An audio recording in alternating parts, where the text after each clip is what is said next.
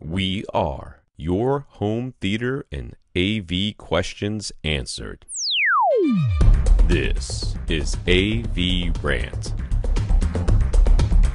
Want your home theater or AV question answered by Tom and Rob? Send it to question@avrant.com. Welcome to AVRant. I'm Tom Andry, and I'm here with Rob H. Infinite Gary. He asked, was 2016 the end of matte or semi-gloss TV screens? He's a dog with a bone. He's not going to let this go. Gary has been looking, and so far every single 2017 model with 4K and HDR appears to be super glossy. And if that's the way the TVs are going to be from now on, he's going to find it very difficult to ever upgrade. So do we have any info on this? Nothing more than you have, Gary, unfortunately. And I agree with you. I don't like the super glossy screens either. I'm not a huge fan of them. It doesn't tend to bother me that much, except when it does. It totally does. Right.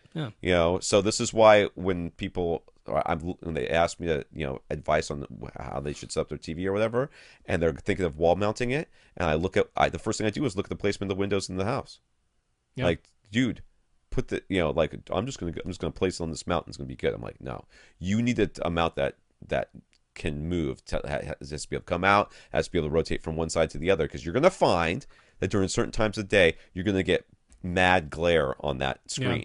And when that happens, you're gonna want to turn it just to adjust the screen so you don't see it.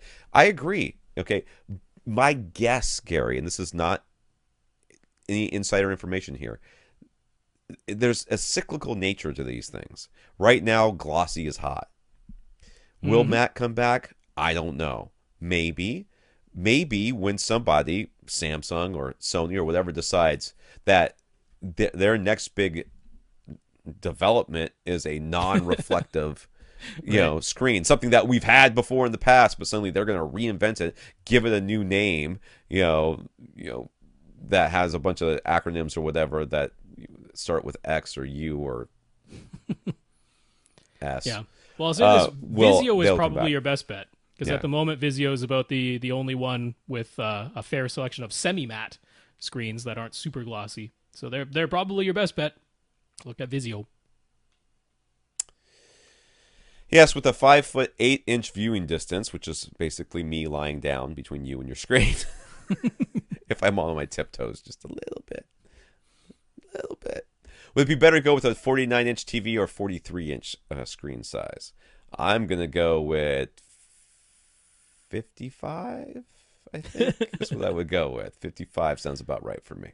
So all I can tell you is what I'm honestly saying. I think that's what at that distance, a 43-inch gives you a 30.8 degree field of view, which is right about where SMPTE would tell you that your screen size should be.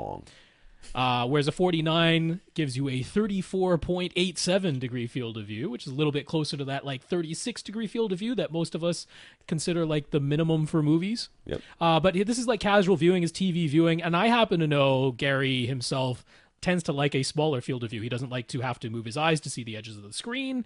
So I would err, in Gary's particular case, right towards SMPTE. I think he in particular will prefer the 30 degree field of view, and at that distance the 43-inch would give it to him. So there you go. I would like a 55, please.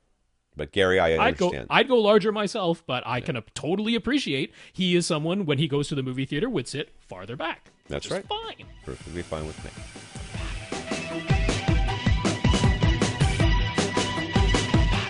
Want your question answered? Send it to question@avrant.com.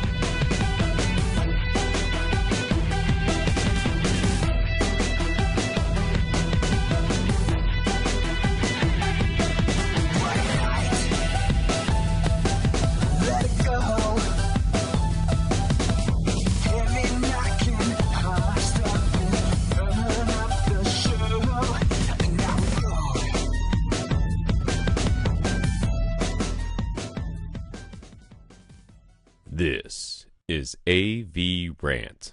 Now go out and listen to something.